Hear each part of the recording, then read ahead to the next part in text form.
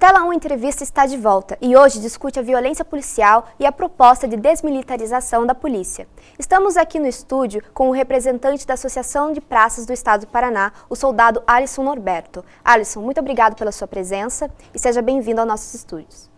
Obrigado pela oportunidade de estar aqui. Esperamos aí contribuir com o programa. Antes de iniciarmos a nossa conversa, confira esse VT. Em março deste ano, foram divulgadas imagens que mostram a auxiliar de serviços gerais Cláudia Silva sendo arrastada pelo carro da polícia. A mulher foi atingida por balas perdidas no Rio de Janeiro durante um confronto entre policiais e suspeitos. Segundo relatos da polícia, ela estava sendo levada ao hospital quando o porta-malas do carro abriu e Cláudia ficou presa apenas pela blusa. Depois de serem avisados por pedestres e motoristas, os policiais param, descem do carro e colocam a mulher novamente no porta-malas. Alisson, essa questão da Cláudia comoveu todo o país e uma das coisas que as pessoas questionam muito é se discute dentro da polícia uma forma de ir para a rua sem oprimir as pessoas, com uma abordagem mais humanizada. Olha, já fazem alguns anos aí, uns 8, 10 anos aí, que a filosofia de treinamento dentro da Polícia Militar tem mudado. É um processo gradativo, um processo um pouco lento, né?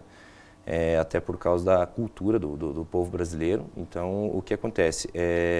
Hoje em dia, a maioria todos os policiais, na verdade, são treinados na metodologia de polícia comunitária, né? Esse caso que aconteceu aí, o que eu posso dizer? É uma situação de, talvez até despreparo dos próprios policiais, ou a falta de manutenção, digamos assim, da própria viatura ali, até que o porta-mala dessa viatura ali abriu, com certeza deve ter tido um problema mecânico ou alguma coisa assim nesse sentido, mas são casos pontuais, assim, eu vejo na visão minha e da nossa associação lá, que não é assim um problema generalizado, e sim problemas pontuais que acabam aparecendo mais do que, digamos assim, a maioria da tropa.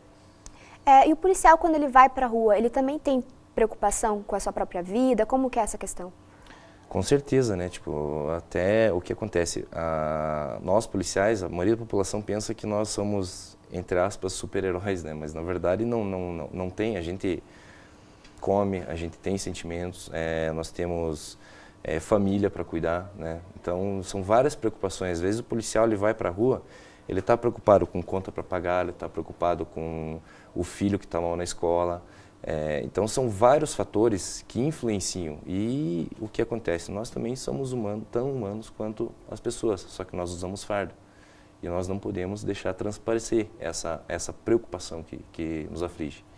Então, às vezes, esse tipo de situação pode ser que acabe acarretando numa situação, às vezes, de policial descarregar aquele sentimento ruim que está dentro dele na população, coisa que não deveria acontecer, né, pelo treinamento que nós temos. Mas alguns casos pontuais, nós temos vários policiais que acabam, entrando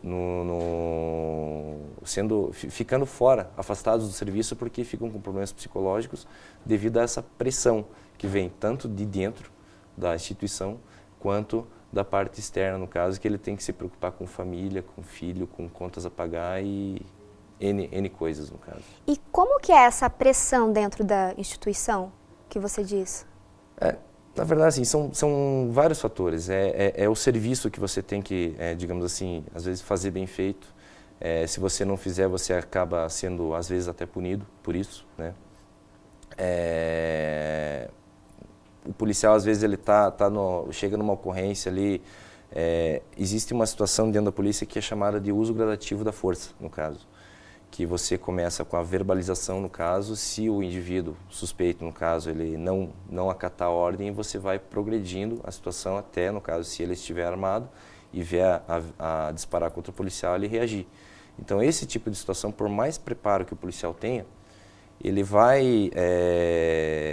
abala o policial, não adianta. O pessoal a pessoa que entra num confronto armado, por mais preparo que ela tenha, ela vai ficar abalada com a situação. Tanto é que toda vez que um policial militar entra em confronto armado, ele fica afastado por um período X de tempo lá do serviço, justamente e com um acompanhamento psicológico, justamente para não para ver se ele tem condições reais de voltar a trabalhar ou não.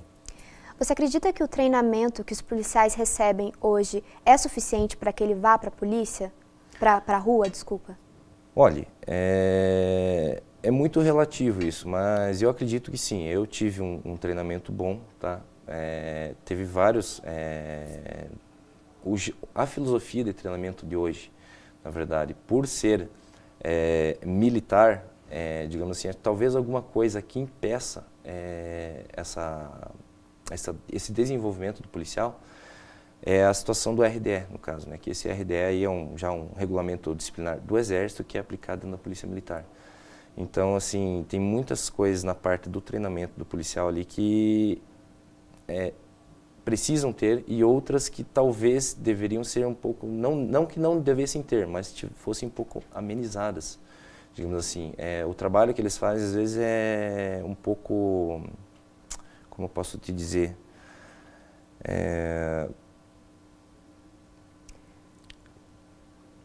Às vezes é um trabalho de pressão, na verdade. Você sofre bastante pressão, mas, por outro lado, o que acontece? O policial ele tem que ter um pouco disso, porque numa hora de um confronto armado, como eu citei agora há pouco, ele tem que ter um certo preparo psicológico para isso.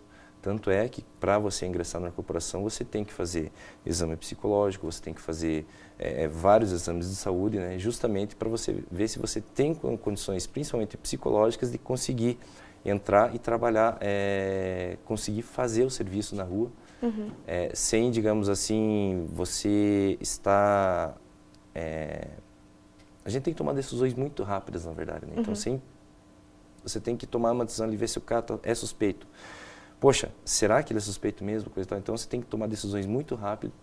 Então, querendo ou não, isso aí afeta o psicológico do policial.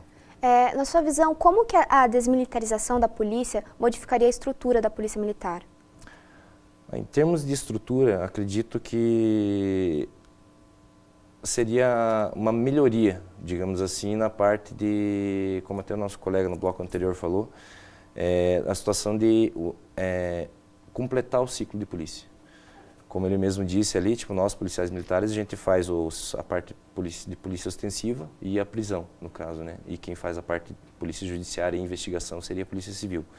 Então, o que aconteceria? Com essa desmilitarização e com o projeto da PEC 51, entraria, no caso, essa situação de unificação do trabalho.